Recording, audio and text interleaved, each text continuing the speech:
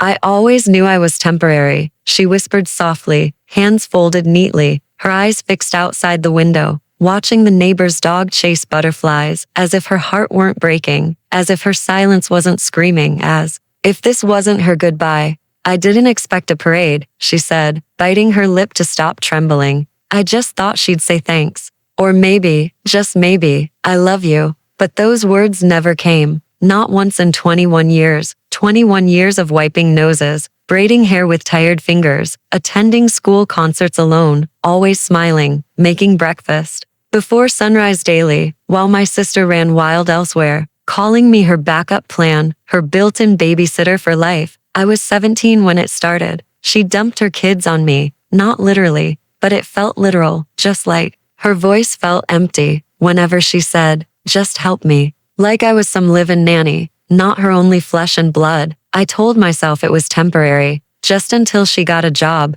just until she figured things out, just until the storm passed by. But storms don't end on schedule, especially not in our family, especially not when love feels conditional. I watched them grow up, those children I didn't birth, but carried in spirit daily, bandagging scraped knees at playgrounds, teaching ABCs with tired eyes, making costumes from scratch annually, because their real mom was busy. Busy doing what? People sometimes asked, eyes wide with disbelief, as if a mother could vanish and leave no trace behind, except excuses and lipstick stains on strangers' collars at noon, with unpaid bills and bar tabs. She told everyone I was obsessed, that I wanted her kids, that I never wanted my own because I couldn't handle real motherhood, as if raising hers didn't count, as if late nights with fevers weren't the same as labor pains. But I was the one there, through chickenpox and stage fright, through detention slips and heartbreaks, through lost teeth and found dreams, and I never asked for credit,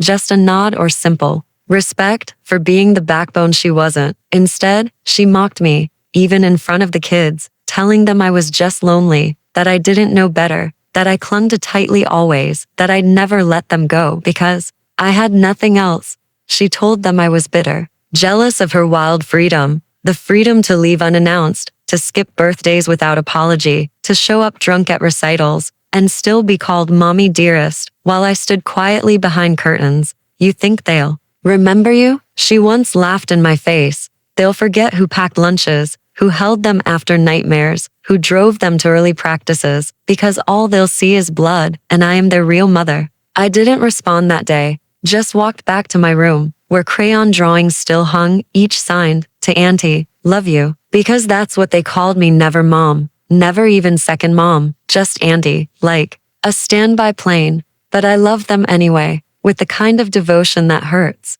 the kind that leaves no backup, the kind that burns you hollow because you give your everything daily and still get called replaceable, like furniture or forgotten mail. I stayed because they needed me, because I couldn't unlove them, because their laughter healed pieces, because even fake family matters when it's all you've got left, and I had nothing but them, and the illusion they were mine. But illusions can't hold forever, no matter how tightly you grip, no matter how good your heart, no matter how deeply you ache. People outgrow your loyalty eventually, especially when someone else whispers, you owe her nothing anymore. It started on a Sunday, sunny, deceptive, almost cinematic really. She came over with a grin, carrying takeout and false praise, laughing too loud and too often, the way she always did, when guilt and vodka mixed. You can take the week off, she said, sipping her wine. Go treat yourself to something. I've got the kids this week. I blinked. The world tilted sideways, not because she offered help, but because she used my words, my schedule. I murmured inside, remembering the school runs, dance practice pickups, dentist appointments, homework assignments. Still unfinished, the allergy meds on the shelf, the permission slip due Friday, and she thought she could just what? Step in for 1 week and suddenly earn back years, reclaim her title in 7 days, rewrite the past.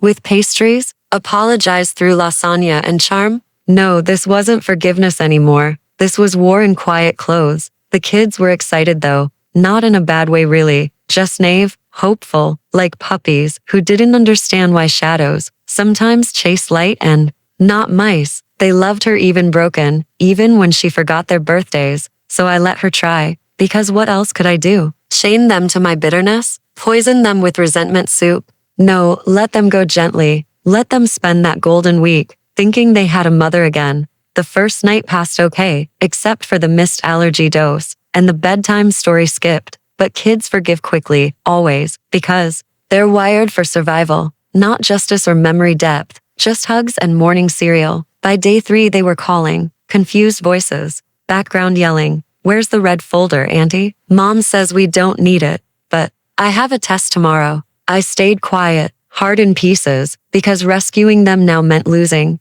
By day 5 it unraveled. The younger one had nightmares, but Mom was out late again, and the oldest missed practice twice because she forgot the schedule, and they were too scared to admit they were alone. I got the call late Friday, not from her, of course not, but from the school nurse whispering, "She's here crying in the office." Barefoot, cold, and half asleep, with a peanut allergy flare-up, and no emergency meds packed. I drove like the devil, running red lights in silence, feeling like a klitsch mother, even though I technically wasn't, even though the system said otherwise, even though she made sure I was never legally anything. When I got there, she didn't cry right away, just held onto my sleeve, and said softly, "She forgot again." And I knew then truly, this wasn't just oversight anymore. This was emotional abandonment camouflaged. I didn't say much, just signed the discharge papers, held her coat like sacred cloth, tucked her into the back seat, and drove home on autopilot,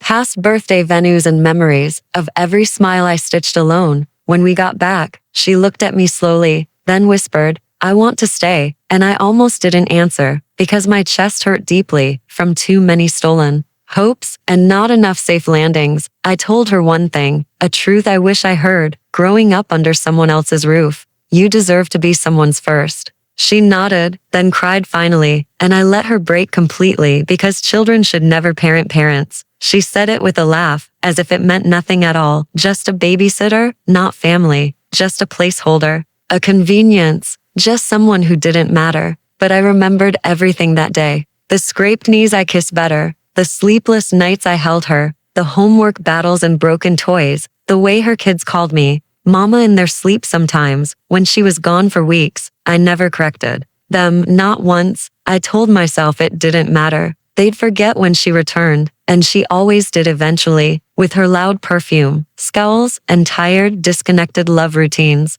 I was never trying to replace, only to fill what was missing. But she never saw that side, only saw competition, not support, only saw a rival, not sister. Even though I never wanted that, her children were my children, too, at least in my heart always. They clung to me naturally, like ivy needing something stable, and I welcomed the purpose, even if it came with pain. I cooked their dinners with love, read bedtime stories with joy, held their tiny hands across streets, cried alone when they fell sick, and stood in school meetings silently when no one else would show. She was always too busy, a job interview, a trip, a man she met online, a weekend self-care escape, always something more important than being a mother to her own. And yet, at the party, in front of her, laughing friends, she toasted me like a joke, called me the live-in babysitter, not their aunt, not second mom, just hired help, with zero pay. I didn't flinch, not once. My heart folded inward silently, like paper soaked in tea, delicate, discolored, painfully wrinkling. But I smiled with small eyes, because it wasn't new anymore. She'd always been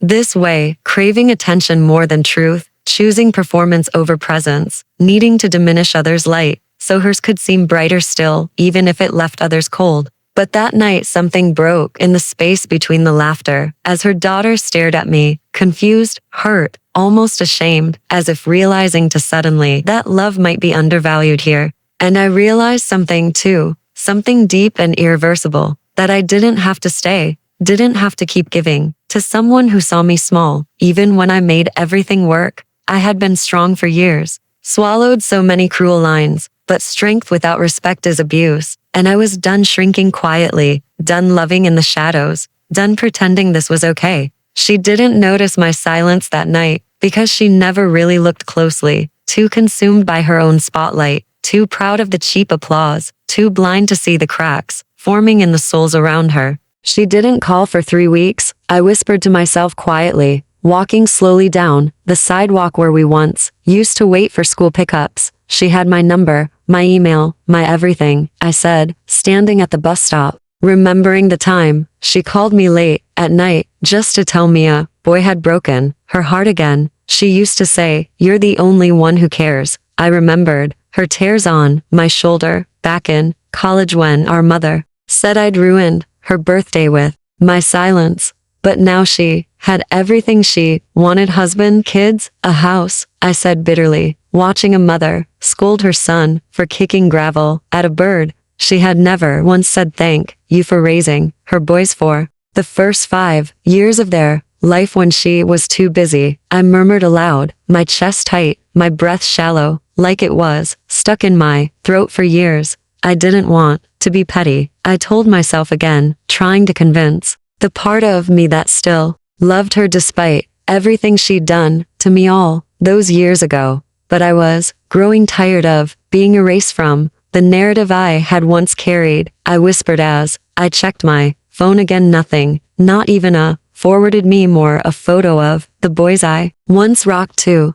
sleep while she partied through nights. She invited me to her daughter's baptism a month later like nothing had happened. I said aloud, holding the ivory card in my hand like it was dipped in acid and guilt. She wrote, "Your family, and we'd love to have you." I read again, feeling the sharp edge of hypocrisy cut into my fingers in pride. She didn't mention the graduation, the party, or the silence, I muttered, noticing how perfect her cursive still was, even after all those years of writing me out of her real-life story. I didn't say yes or no, I said slowly, letting the card sit untouched on my table like an unopened apology, with no substance, just glitter and printed grace. She called 3 days later and left a voicemail. I recalled her voice unusually soft, like she knew I might delete it before listening fully through. She said, "I miss you, you know," and it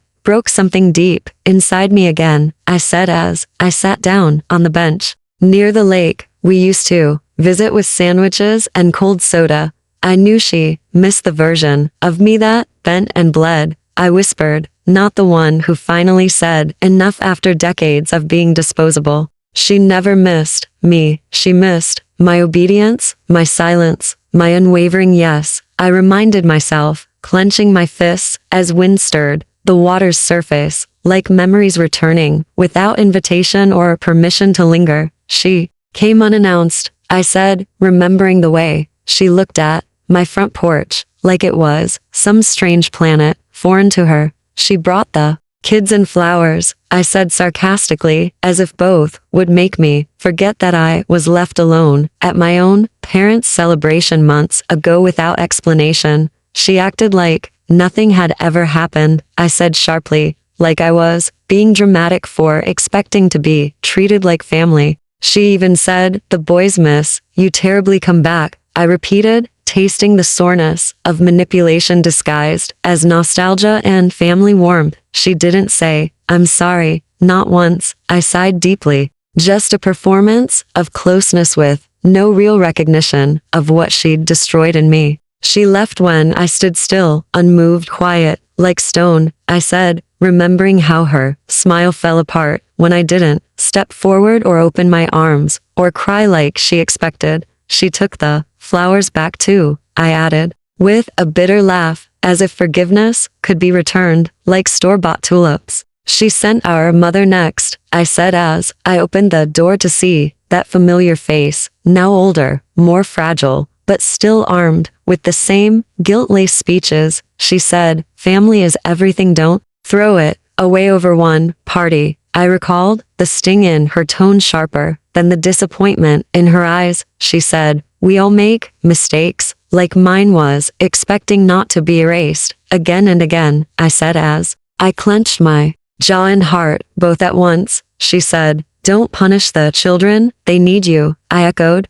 the sentence that had imprisoned me my whole youth into servitude disguised as responsibility and unconditional love. I finally said, "I'm not a punishment, I'm a person, and I deserve respect too," I recited, shaking as my voice didn't waver this time. She said, "You regret this," and left without hugging me goodbye. I said softly, like it was a familiar curse, one passed down, like family recipes or heirloom guilt. She stopped calling, and so did everyone else, I said calmly, realizing that silence is both weapon and wound depending on who wields it and why. She unfollowed me online and blocked me on everything, I said, laughing sadly. That modern warfare in families involves social media grenades. I watched from a distance as they posted birthday cakes, baptisms, and beaches, I said, but something inside me no longer flinched or bent. I finally learned